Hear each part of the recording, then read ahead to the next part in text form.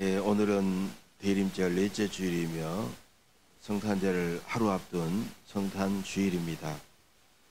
성탄절은 하나님께서 사람의 몸을 입고 이 땅에 오신 참으로 놀랍고 신비한 사건입니다. 이 놀랍고 신비한 성탄절 사건 속에 담긴 세 가지의 진리를 오늘 본문을 중심으로 살펴보면서 은혜를 나누고자 합니다. 성탄절의 첫 번째 진리는 예수님께서 성령으로 잉태되셨다는 것입니다. 마리아가 요셉과 약혼하고 동거하기 전에 성령으로 잉태된 사실이 드러났습니다. 요셉은 의로운 사람이라 가만히 파혼하고자 할 때 천사가 꿈에 나타나서 다윗의 자손 요셉아 내 아내 마리아 데려오기를 무서워하지 말라. 그에게 잉태된 자는 성령으로 된 것이라고 그렇게 일러주셨습니다. 그가 누구의 아들이냐? 그 문제는 그가 누구에 의해서 잉태되었느냐라고 그것으로 결정되는 것입니다. 예수님이 사람과 사람 사이의 관계 속에서가 아니라 성령으로 잉태된 것은 바로 예수님은 하나님의 아들이라는 뜻입니다. 하나님의 아들이신 예수님은 몸을 입고 오셨기 때문에 보이지 않는 하나님을 보여주는 형상이요 곧 예수님은 하나님이시다라는 그런 뜻입니다. 사도 요한도 요한복음 1장 14절에서 이런 말씀을 하셨죠. 말씀이 육신이 되어 우리 가운데 거하시매 우리가 그의 영광을 보니 아버지의 독생자의 영광이요 은혜와 진리가 충만하다.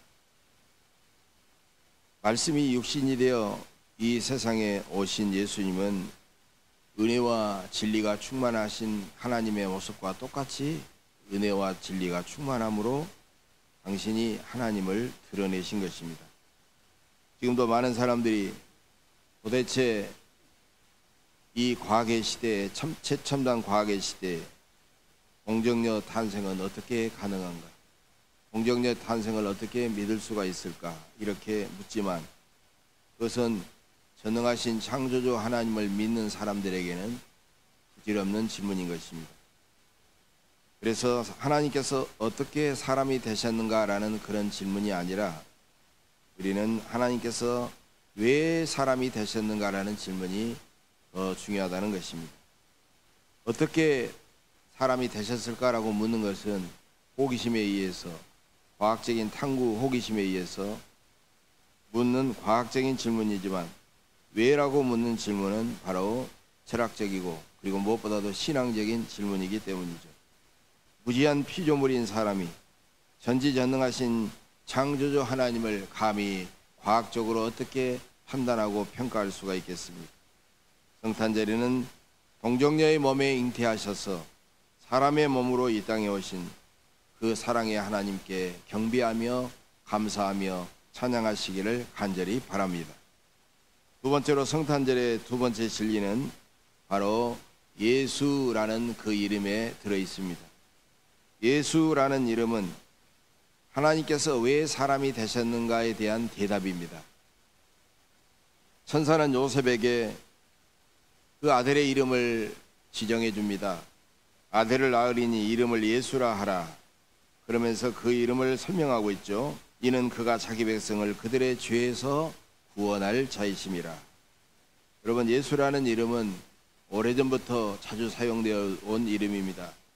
여호와는 구원이시다. 여호와께서 구원하신다라는 그런 뜻을 가지고 있는 것입니다. 하나님께서는 자기 백성의 죄를 구원하시기 위하여 사람이 되어 오셨다는 것입니다. 요셉은 천사의 말씀대로 태어난 아기의 이름을 예수라고 짓게 되었습니다. 하나님은 자기 백성 이스라엘은 물론 죄와 죽음에 매어서 헤어나오지 못하는 인류를 구원하시기 위하여 자기를 지극히 낮추셔서 가장 작은 아기의 모습으로 이 세상에 들어오신 것입니다. 하나님께서 초라한 마구간의 아기의 모습으로 오셨기 때문에 사람들은 높으신 거룩한 하나님을 전혀 알아보지를 못했던 것입니다. 예수님의 이런 모습은 처음에만 작고 초라한 모습이 아니었습니다. 마지막까지 주님은 무소유의 삶을 사시고 가장 낮은 섬김의 삶을 사시고 마지막에 십자가에 매달릴 때에도 가장 작고 초라하고 무기력한 모습이었던 것입니다. 그렇다면 우리는 가난하고 연약한 사람들에게서 오히려 우리는 예수님의 모습을 볼 수 있어야 됩니다. 예수님은 지금도 집 없는 노숙자들, 장애인들, 멸시받는 외국인 노동자들, 고용이 불안한 비정규직 노동자들, 실업자들, 도시 달동네 빈민, 그 수많은 가난하고 연약한 사람들의 모습으로 계십니다. 우리가 그들에게 무관심하고 그들을 멸시한다면 그들을 자기와 동일시하신 하나님에게 무관심하고 하나님을 멸시하는 것과 똑같다는 것입니다. 그래서 이사야 선지자도 메시아에 대해서 이사야 53장 2절에서 이렇게 예언한 바가 있어요. 그는 연한 순같이 마른 땅에서 나온 뿌리 같아서 고운 모양도 없고 풍채도 없은즉 우리가 보기에 흠모할 만한 아름다운 것이 없도다. 그는 멸시를 받아 사람들에게 버림받았으며 간고를 많이 겪었으며 질고를 아는 자라. 마치 사람들이 그에게 얼굴을 가리는 것 같이 멸시를 당하였고 우리도 그를 귀히 여기지 아니하였도다. 이처럼 예수님은 지금도 끊임없이 가난하고 연약한 사람들과 자신을 동일시하심으로써 우리를 사랑하고 위로하고 우리를 격려하십니다. 우리는 가장 작고 연약한 모습으로 오신 구원의 주 예수님께 찬양과 감사와 경배를 드려야 합니다. 세 번째로 성탄절의 진리는 임마누엘 사랑과 능력인 것입니다. 임마누엘, 그것은 바로 하나님이 우리와 함께 계시다라는 그런 뜻입니다. 이사야 7장 14절에서 이사야 선지자는 임마누엘을 이 땅에 오시는 메시아의 또 다른 이름으로 예언하고 있습니다. 그러므로 임마누엘도 하나님께서 왜 사람이 되셨는가에 대한 그런 영적인 질문에 대한 대답입니다. 임마누엘은 예수님이 사람이 되시기까지 낮아지신 하나님의 끝없는 사랑을 우리에게 보여주고 있기 때문입니다. 그래서 우리가 낮아져야만이 하나님께서 높여주시는 은혜를 누리게 되고 우리가 가난해져야만이 하나님의 풍성한 사랑을 누리고 우리가 사람들에게 때로는 멸시를 받아야만이 하나님의 참된 위로를 누릴 수가 있다는 것입니다. 예수님은 우리가 그런 은혜와 그런 사랑을 이 땅에서 받을 수 있도록 우리 곁에서 임마누엘 하신 것입니다. 그러므로 우리가 특정한 장소와 특정한 시간에만 예수님을 만날 수 있는 것은 아닙니다. 우리는 죄를 짓고 하나님과 담을 쌓았지만 하나님은 예수님의 모습으로 우리와 계속 함께 계십니다. 예수님은 짐승의 구유 속에 강보에 쌓여서 사람들과 함께 계십니다. 예수님은 저 들판의 목자들과 자기를 찾아 그 머나먼 길을 달려온 동방박사들과도 주님은 함께 하십니다. 예수님은 헤롯 왕의 잔인한 영아 학살의 현장에도 노마 제국의 잔혹한 식민 지배 현장에도 병자와 죄인과 세리와 창기들과도 예수님은 함께 하십니다. 지금도 성령으로 우리와 함께 하셔서 우리를 지극히 사랑하시고 구원하시고 참된 정의와 평화와 사랑을 이루어 가십니다. 우리가 험한 세상을 살면서 의외로 가장 필요한 것은 무엇일까요? 많은 사람들이 그렇게 말합니다. 돈이 있어도 자리가 높아도 세상의 모든 것을 가졌어도 내 마음을 나눌 수 있는 진실한 친구가 없다면 그 사람은 헛살았다라고 말합니다. 내 곁에 나이가 들수록 서로 진실하게 마음을 터놓고 나눌 수 있는 진실한 친구가 필요하다는 것입니다.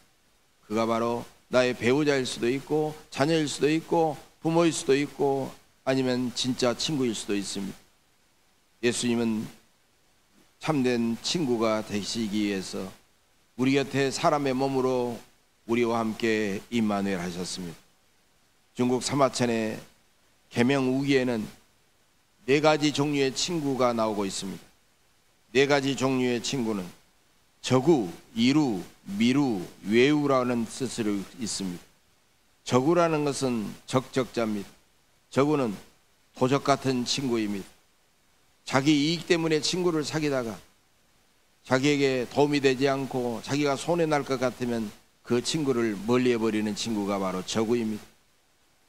이루는 자기가 즐겁게 놀 때만 필요한 친구가 바로 이루입니다. 미루는 비밀스러울 때 할 때 밀자입니다. 남들에게 숨기고 싶은 비밀까지도 마음 놓고 서로 나눌 수 있는 친밀한 친구를 바로 미루라고 말합니다. 그 다음에 외우는 경의할 때 외자입니다. 서로 존경하면서 서로 간에 배우고 자기의 허물까지도 기꺼이 말해주면서 함께 자라고 함께 성숙해지는 친구가 바로 외유인 것입니다. 여러분, 친구는 인생에 가장 필요한 동반자요, 친구와의 허물없는 대화와 소통은 우리의 삶의 기쁨이요 활력소가 되는 것입니다. 이렇게 좋은 친구는 때로는 자기 생명까지 내던져서 그 친구를 사랑합니다. 살리면, 여러분, 전쟁 영화를 보면 총알이 비처럼, 총알이 소나기처럼 쏟아지고 폭탄이 여기저기서 펑펑 터지는 위험한 전쟁터에서 부상당한 친구가 손을 허우적거리고 있으면 그 친구를 살리기 위해서 친구에게 뛰어가는, 무작정 뛰어드는 그런 병사가 있습니다. 이처럼 예수님은 우리의 진실한 친구로서 죄인된 우리를 구원하시기 위하여 그 위험한 삶의 현장 가운데 뛰어 들어오신 사건이 바로 성탄절이라는 것입니다. 성경을 보면 하나님의 백성은 절망적인 삶 가운데서도 그들은 하나님을 찾았습니다. 하나님, 우리와 함께 주옵소서. 하나님, 우리에게 오시옵소서. 이렇게 그들은 부르짖었습니다. 이처럼 하나님의 백성에게 가장 두려운 일은 하나님께서 자기들을 떠나는 것이요, 하나님께서 자기들과 함께 하시지 않는 것입니다. 우리가 세상에서 성공하고 잘 먹고 잘 살아도 하나님께서 함께 하시지 않으면 바로 그 순간 그것은 우리에게 가장 두려운 일입니다. 하나님께서 함께 하시지 않으면, 함께 하시지 않으면서도 세상에서 잘 먹고 잘 산다는 것은 뿌리가 완전히 잘려나간 꽃이 꽃병 속에 잠시 들어있는 것과 같습니다. 그러나 참으로 절망적인 어려운 상황에서도 하나님께서 우리와 함께 하신다면 우리는 무한한 기쁨과 위로를 느끼고 어떤 어려움도 이겨낼 수 있는 것입니다. 이사야 선지자의 말씀입니다. 두려워하지 말라, 내가 너와 함께함이라. 놀라지 말라, 나는 내 하나님이 됨이니라. 그리고 이사야 43장 1절 2절에서도 너는 두려워하지 말라, 내가 너를 구속하였고 내가 너를 지명하여 불렀나니 너는 내 것이라. 네가 물 가운데로 지날 때 내가 너와 함께할 것이라. 이처럼 하나님의 함께하심은, 즉 임마누엘은 우리의 축복이요 능력이요 승리가 되는 것입니다. 애굽의 바로같이 하나님을 대적하는 패역한 세력에게 임마누엘은 무서운 재앙과 심판입니다. 그러나 신실하신 하나님을 믿는 백성들에게 임마누엘은 위대한 승리요 축복이 되는 것입니다. 그래서 우리가 가장 고통스러울 때는 하나님께 불순종할 때요, 덕스럽지 않는 곳에 앉아 있을 때요, 치명적인 범죄 현장에 개입하고 있을 때여야 합니다. 우리는 그런 자리에서는 과감하게 자리를 박차고 일어나야 합니다. 에베소서 4장 30절의 말씀입니다. 하나님의 성령을 근심하게 하지 말라. 그 안에서 너희가 구원의 날까지 인치심을 받았느니라. 여러분은 삶의 현장에서 임마누엘 하나님께서 은혜를 주셔서 모든 죄악을 막아주시고 여러분들을 도와주시고 여러분들을 축복해 주시기를 간절히 바랍니다. 유명한 류시화 시인이 있습니다. 이 류시화 시인의 그대가 곁에 있어도 나는 그대가 그립다라는 그런 유명한 시를 썼습니다. 이런 내용입니다. 물속에는 물만 있는 것이 아니다. 하늘에는 그 하늘만 있는 것이 아니다. 그리고 내 안에는 나만 있는 것이 아니다.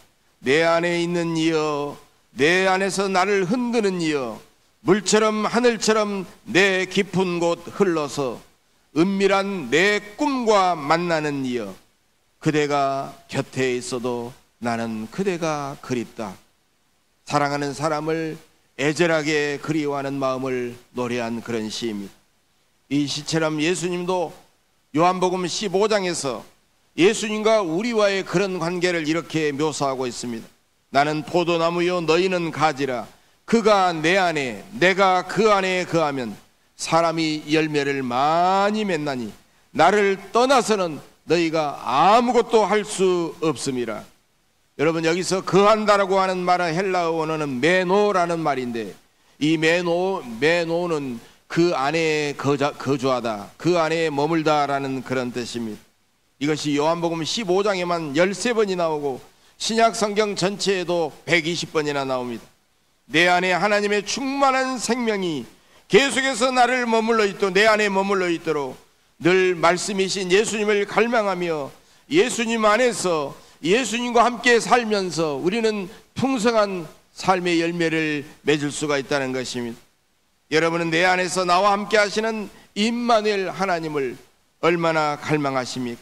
사슴이 시냇물을 찾기에 갈급함같이 내 영혼은 하나님을 찾기에 얼마나 갈급해 하십니까? 하나님께서 내 곁에 계셔도 여전히 하나님을 그리워하지는 않습니까? 하나님은 영원히 나와 함께 하고 싶지만 나는 하나님과 육신의 일로, 세상의 일로 멀리 떨어져만 살고 있지는 않습니까? 이제 임마누엘 하나님께서 나를 찾아오십니다. 내가 그분을 찾아가는 것이 아닙니다. 내가 너무 바빠서 하나님을 잊고 사는 내 삶 속으로, 나의 복잡한 마음 속으로 하나님은 찾아오셔서 녹화하고 계십니다. 그 사실이 부담스러울 때도 있지만 임마누엘 하나님은 나에게 참으로 놀랍고 신비한 은혜와 축복인 줄로 믿습니다. 이제 나를 구원하시는 임마누엘 하나님을 굳게 믿고 살아가시기를 간절히 바랍니다. 내 생각과 욕심대로 살지 말고 예수님의 사랑과 예수님의 정신과 예수님의 마음으로 살아가시기를 바랍니다. 우리를 위해 하늘의 영광된 보좌를 버리시고 내려오신 예수님처럼 여러분들도 편안하고 안락한 자리를 박차고 일어나 힘들고 어렵지만 예수님이 기뻐하시는 일들을 과감하게 실천하시기를 바랍니다. 우리 안에 임마누엘 하신 예수님의 신비하고 놀라운 은혜가 여러분의 삶 속에 더 충만하시기를 주님의 이름으로 간절히 축원합니다. 기도하겠습니다.